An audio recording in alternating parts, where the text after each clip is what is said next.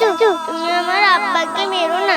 এই নাও, সব টাকা তুমি নিয়ে নাও, আমার ঈদের জামা চাই না। এখান থেকে কিছু টাকা প্রতিদিন আলাদা করে জমিয়ে রাখবে। সামনে তো ঈদ, তোমার আম্মার আর চাঁদনির জন্য তো নতুন জামা কাপড় কিনতে হবে। কোথায় যাবে তার আমি কি জানি, আগে আমার পা ছাড়ো। না বৌমা, আর কোনো উপায় নেই। তুমি তো আমাদের এই কুড়ে ঘরে ঈদের চাঁদ।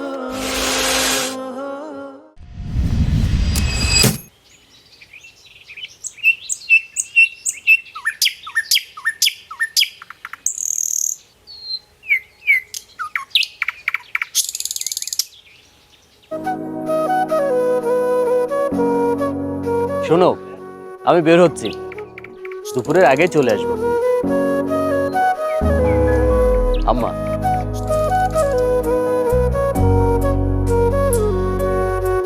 আমি তাহলে আসি। সাবধানে যাস বাবা। আমার জন্য দোয়া করো।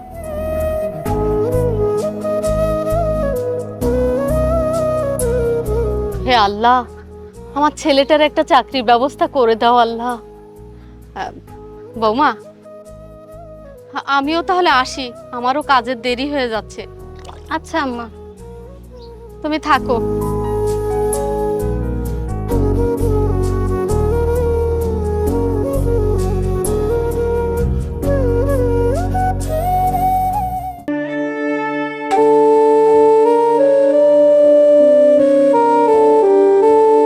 এখানে আরিফকে? জি, আমি। আপনি আসুন। জি।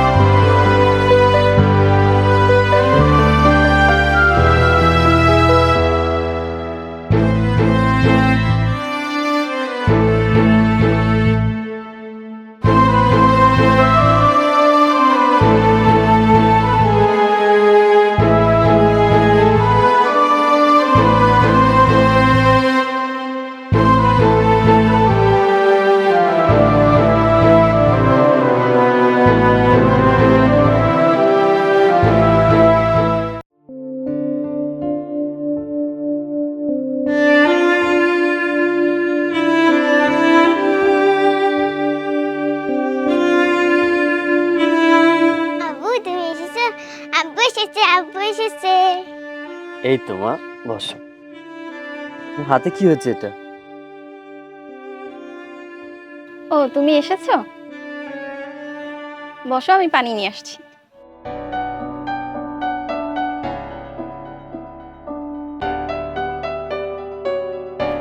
এই নাও পানি। এখানে বসো। এই তো।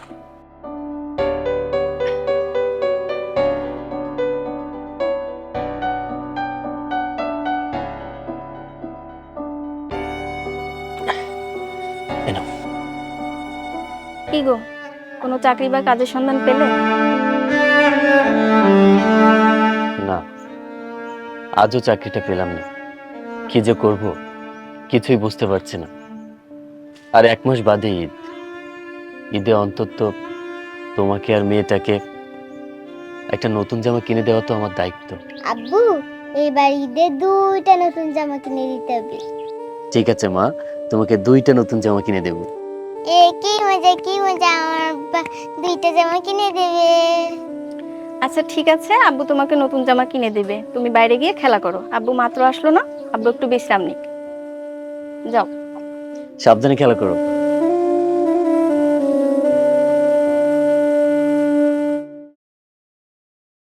আমি বড্ড অযোগ্য, তাই না?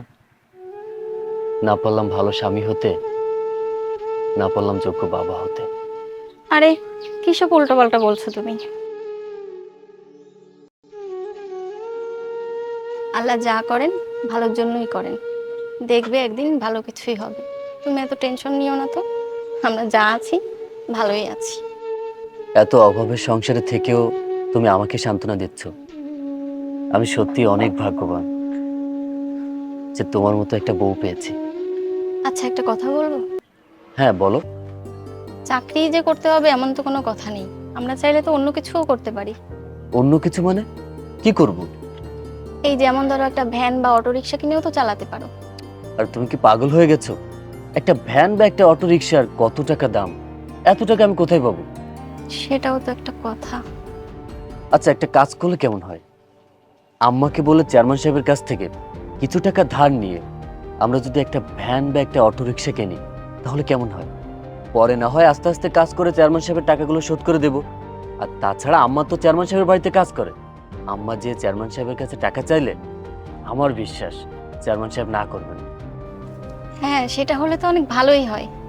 আচ্ছা, তাহলে আর দেরি না করে আম্মাকে বলে কালকে চেয়ারম্যান সাহেবের বাড়িতে পাঠাবো। খুব ক্ষুধা পেয়েছে, কিছু খেতে দাও না। আচ্ছা, তুমি হাত মুখ ধুয়ে আসো, আমি খাবার দিচ্ছি। ঠিক আছে।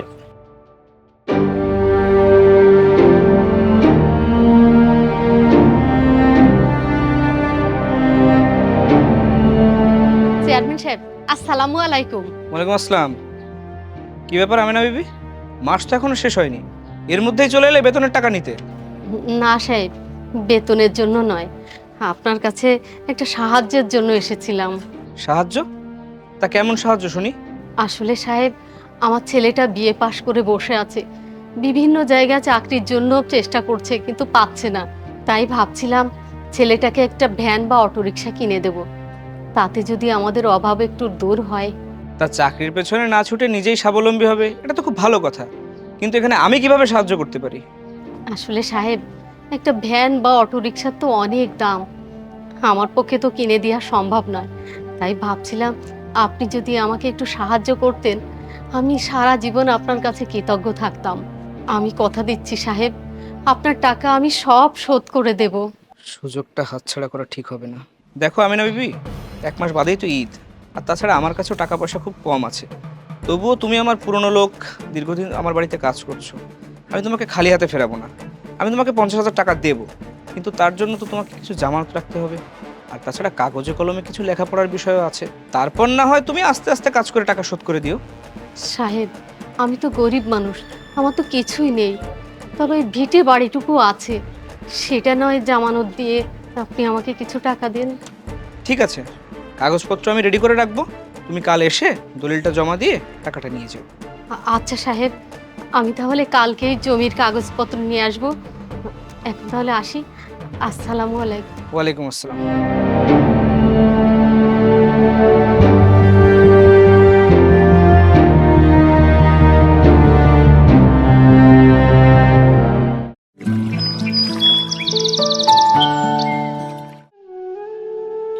আম্মা, আদৌ কি ঠিক হচ্ছে? আমার মনে হয় আপনি আরেকবার ভেবে দেখলে ভালো হতো, অন্য কোনো উপায় আছে কিনা। হ্যাঁ আম্মা, আপনি আরেকবার ভেবে দেখুন আর কিছু করা যায় কিনা। না বৌমা, আর কোনো উপায় নেই।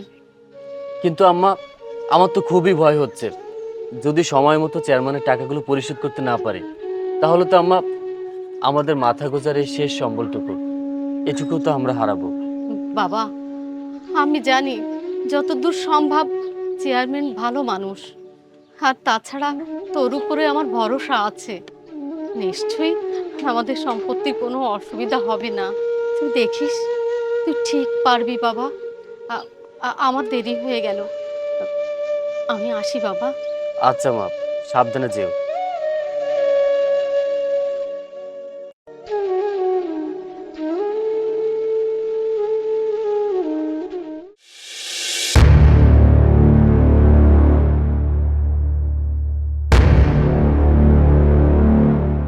চেয়ারম্যান সাহেব, আসসালামু আলাইকুম।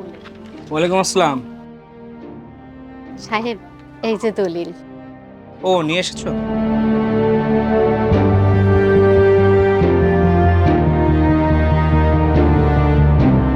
আচ্ছা ঠিক আছে, তুমি এখানে একটা সই করে দাও। এখানে একটা সই করে দাও।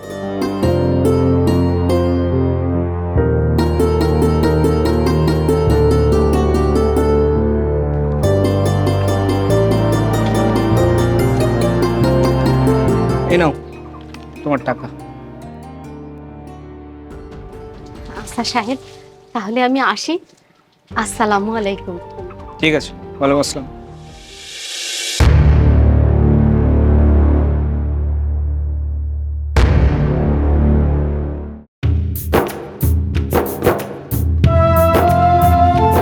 আরিফ, আরিফ, বাবা আরিফ, আরিফ, আরিফ। মা, কি হয়েছে? এই যে চেয়ারম্যান সাহেবের কাছ থেকে টাকা এনেছি। এই নে, তুই আজই একটা ভ্যান কিনে আন, আর তোকে বেকার থাকতে হবে না।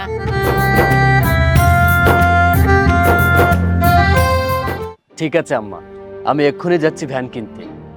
আজকে থেকে শুরু হবে আমাদের ভাগ্য পরিবর্তনের লড়াই।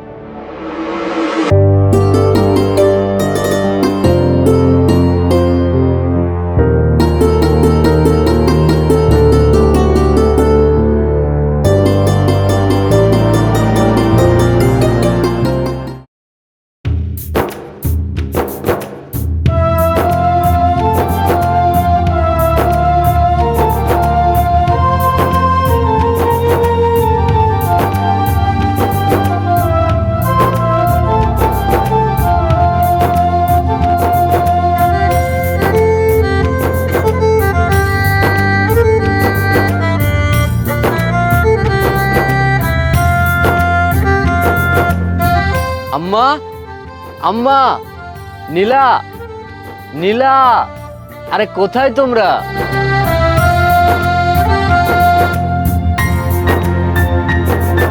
আম্মা দেখো, এই যে ভ্যান কিনে আছে।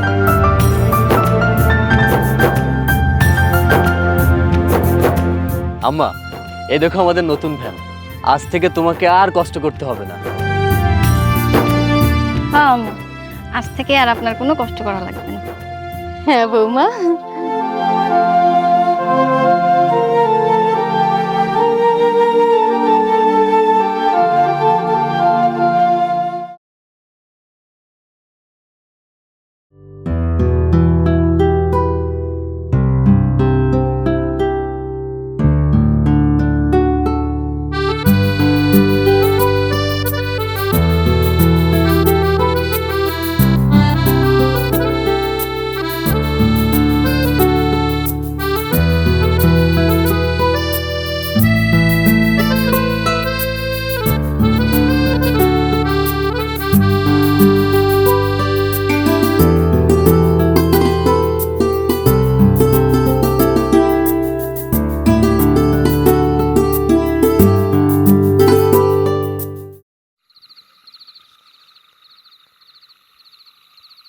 আম্মা, এই নাও আমার রোজগারের প্রথম টাকা।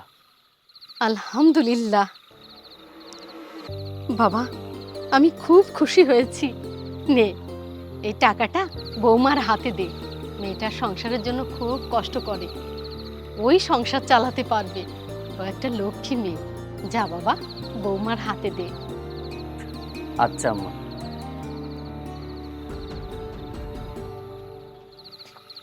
আল্লাহ, আমাদের এই সংসারটাকে খুব হাসি খুশি রেখো, খুব সুখে রেখো আল্লাহ।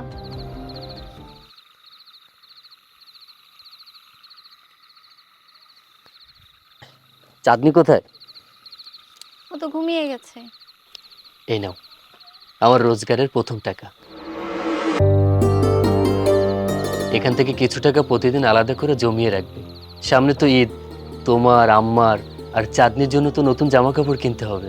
আচ্ছা ঠিক আছে, তুমি হাত মুখ ধুয়ে এসো, আমি তোমাকে খেতে দিচ্ছি। আচ্ছা ঠিক আছে।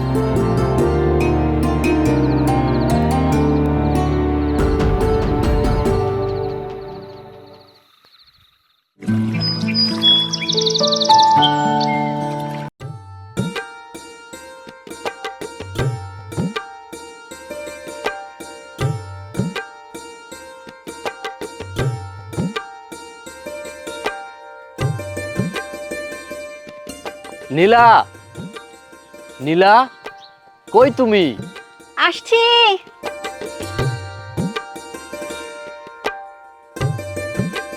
হ্যাঁ বলো। এই নাও, আগামীকাল থেকে তো রোজা শুরু, তাই সিহারি আর ইফতারের জন্য কিছু বাজার করে নিয়ে আসলাম। আব্বা, আমরা গরুর গোশত দিয়ে ভাত খাবো না? হ্যাঁ মা, আমরা ঈদের দিন নতুন জামা পরে নামাজ পড়ে তারপর সবাই মিলে গোস্ত দিয়ে ভাত খাবো। এ কি মজা কি মজা, গরুর গোস্তের ভাত খাবো। হ্যাঁ আম্মা, হয়েছে হয়েছে, চলো এখন ঘরে চলো। চলো।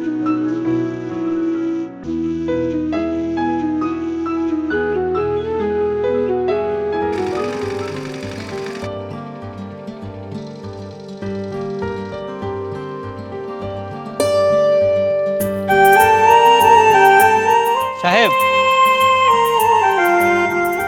আগামীকাল ঈদ, বাড়িতে এত কাজ পড়ে আছে, কিন্তু আমেনা বিবি তো এই দুদিন ধরে কাজে আসছে না। কি বলছিস? গত পরশুদিনই তো আমার কাছ থেকে বেতন মাসে টাকা নিয়ে গেল, এর মধ্যে হয়ে গেল। বুঝেছি, আমার কাছ থেকে ছেলের জন্য টাকা নিয়ে শরীরে চর্বি জমে গেছে। চল তো দেখি। হ্যাঁ চলো।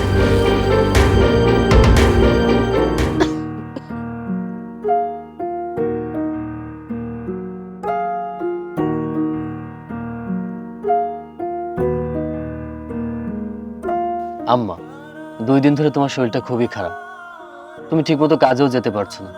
বললাম যে ডাক্তারের কাছে চলো, তাও মানা করলে। কালকে ঈদের দিন, এখন তুমি যদি এভাবে অসুস্থ হয়ে পড়ে থাকো, আমাদেরকে ভালো লাগবে বলো? আরে বাবা, সামান্য জ্বর আর কাশি, এই অভাবের সংসারে ডাক্তার দেখাতে গিয়ে অনেকগুলো টাকা খরচ হবে। তার দরকার নেই বাবা, তুই আমার কথা ভাবিস না তো। তুই যা, বৌমা আর মেয়েকে নিয়ে মার্কেট করে আয়, আমার কিচ্ছু লাগবে না বাবা। আচ্ছা আম্মা, ওদের জন্য তো কিনবো, কিন্তু তোমার জন্য কি কিনবো তা তো কিছু বললে না।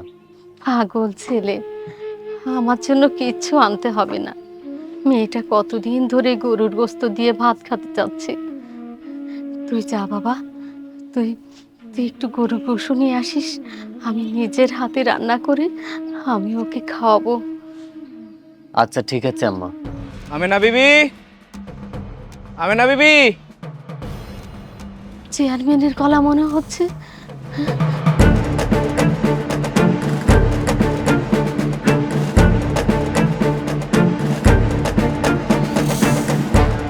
এ কি সাহেব, আপনি আমার বাড়িতে? না এসে কি আর উপায় আছে? 2 দিন ধরে তো কাজে যাচ্ছ না, তা আমার বাড়িতে কাজ না করলে টাকাগুলো ফেরত দিয়ে দাও। না না সাহেব, কাজ কেন করব না? এই 2 দিন ধরে আমি খুব অসুস্থ। থাক, আর অভিনয় করতে হবে না। তুমি যদি সত্যি অসুস্থ হতে তাহলে খবরটা আমাকে আরো আগেই পাঠাতে। না না সাহেব, আমরা মিথ্যা বলছি না। আমার আম্মা সত্যি 2 দিন ধরে খুবই অসুস্থ। কোনটা সত্যি আর কোনটা মিথ্যে আমাকে বোঝাতে এসো না। এখন রোজগার ভালো তো, তাই শরীরে চর্বি জমে গেছে। হ্যাঁ, মানুষের বাড়িতে কাজ করতে ভালো লাগবে না, এটাই স্বাভাবিক। না না সাহেব, দয়া করে আমাকে ভুল বুঝবেন না। দরকার হলে আমি এক্ষুনি যাচ্ছি আপনার বাড়িতে কাজ করতে। না থাক, তোমাকে আর কাজে যেতে হবে না। তার চেয়ে বরং তুমি টাকাগুলো শোধ দিয়ে তোমার দলিলটা ফিরিয়ে নাও। কিন্তু সাহেব, এটা কিভাবে সম্ভব? এতগুলো টাকা আমরা কোত্থেকে পাবো?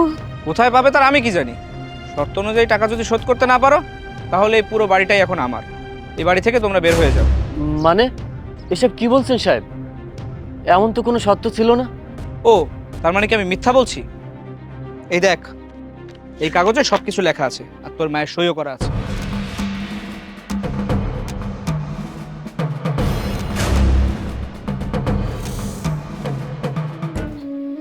না না সাহেব, এমন তো শর্ত ছিল না। আপনি তো বলেছিলেন ধীরে ধীরে টাকা দিলেই হবে। এত কথা আমি জানি না। চুক্তি অনুযায়ী যে শর্ত আছে সেটা তোমাকে মানতেই হবে। টাকা যদি শোধ করতে না পারো তাহলে বাড়ি থেকে বের হয়ে যাও, আর যদি বের হতে না চাও আমি ঘাড় ধাক্কা দিয়ে বাড়ি থেকে বের করে দেবো। সাহেব, সাহেব, দয়া করেন সাহেব, এখান থেকে তাড়িয়ে দিলে আমরা কোথায় যাব? কোথায় যাবে তার আমি কি জানি, আগে আমার পা ছাড়ো। চেয়ারম্যান সাহেব, দয়া করুন চেয়ারম্যান সাহেব, আমাদের যাওয়ার কোনো জায়গা নেই। আব্বা মারা যাওয়ার পর আম্মা আমাদের অনেক কষ্ট করে মানুষ করেছে, নিজে না খেয়ে আমাকে খাইয়েছে। আমাদের মাথা গোজার মতো এই শেষ সম্বল, এইটা আপনি নিয়েন না চেয়ারম্যান সাহেব। সাহেব, এই ভিটা বাড়িটুকু হারালে আমাদের মরণ ছাড়া কোনো উপায় থাকবে না চেয়ারম্যান সাহেব। চেয়ারম্যান সাহেব, চেয়ারম্যান সাহেব, আমার মায়ের কোনো দোষ নেই চেয়ারম্যান সাহেব, সব দোষ আমার। আমি কষ্ট করে টাকা উপার্জন করতে ব্যর্থ চেয়ারম্যান সাহেব। আমার মায়ের কোনো দোষ নেই চেয়ারম্যান সাহেব।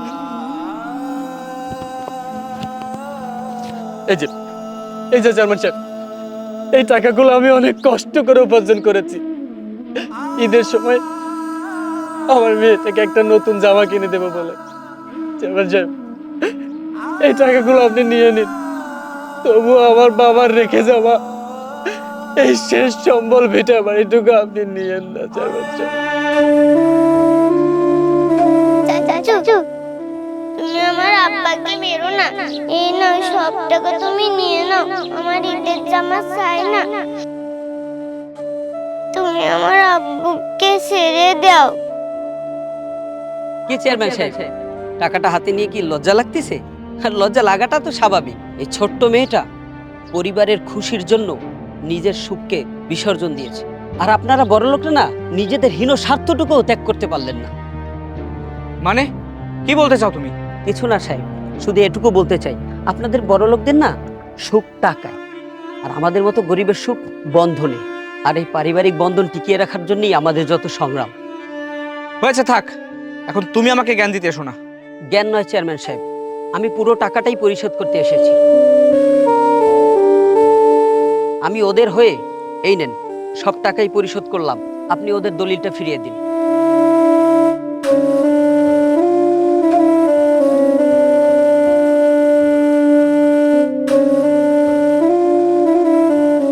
বাবা, তুমি আমাদের জন্য যা করলে তাতে সারা জীবন তোমার কাছে আমরা ঋণী হয়ে গেলাম।